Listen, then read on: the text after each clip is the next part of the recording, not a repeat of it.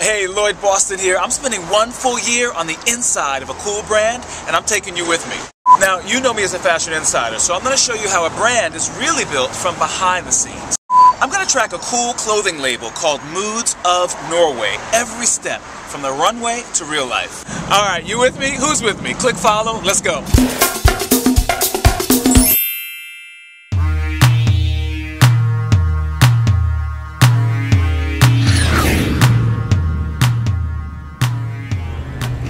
My name is Simen Staalnacke. I am the co-founder and designer of the magical brand Moods of Norway.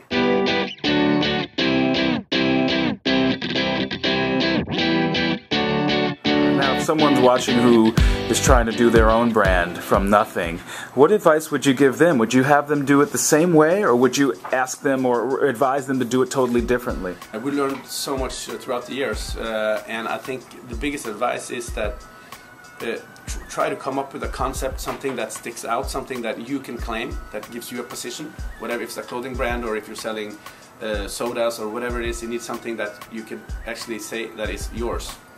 And also, if you have a good idea, make sure to test it on your friends or the people around you, and is this actually, will this hold water, is this good enough? And then you can do some changes if it's not. And then once you decide on your idea, you think that this actually has a place in the market, then I think you need to get a very good plan together, and a plan that has a pretty strict vision, but it can also be tuned along the way, because you will meet challenges that would really force you to say this way or that way. Right. And another thing, I think that also a lot of people that start up as an entrepreneur or start up a company, that there comes certain points where you actually you can't just dip your foot in the water. You have to go jump with both feet. And there are these monumental stages in starting a company that you just, okay, you have to give this 110%.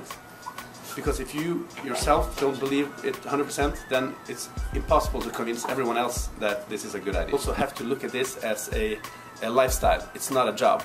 Everybody think that starting up a company is, oh, this is my job. I'm going to do this from 8 in the morning till 6 at night. But if you're going to succeed, it has to become a part of you. It has to become a part of your lifestyle, because you constantly are thinking about this and how to improve it and how to share your vision. You have two partners that are your co-founders, and you guys have remained friends through it all. Many people say never do business with friends or family. What makes it work for you three? We always hear that never do business with your friends or your family. In our case, I think that a lot of the people that say that don't have the right friends.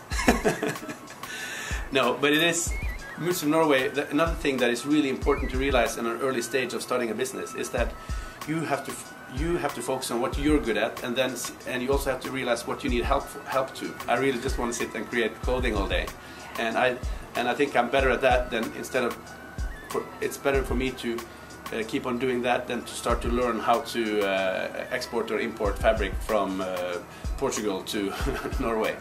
We've been really lucky. The three of us and the four of us, we are somewhat of like a rock and roll band. I think we complement each other in very, very many ways. And that's also another thing that it's so good to be more than one person when you start up, because then you could play ball with each other and like, okay, is this right, is that right? Instead of you always have to, you can only trust yourself. So having people on board from the beginning, because this is our little baby, and now we've seen it grow for 10 years almost. So it's been an enormously interesting journey, and I think being a group, as we are, like a team or a rock band, kind of takes away a lot of the risk in making huge mistakes, because we only do stuff when all of us agree to the decision. If one person don't agree or two person don't agree, then we just drop it. If you had to describe your other two partners, Peter and Stefan, how would you describe each of them if they had to have personalities in a rock group, or even in your own, your own threesome of designers? I think Peter is probably the most structured one. He is probably the one that likes to have things a little bit more analyzed than the rest of us. Need a little bit more background info. So he's in charge of kind of that part of the role.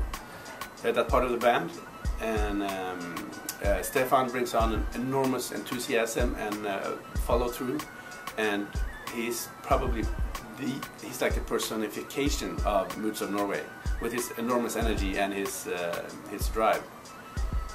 So I think. And you? I don't know. I'm that weird guy with a hat in the middle.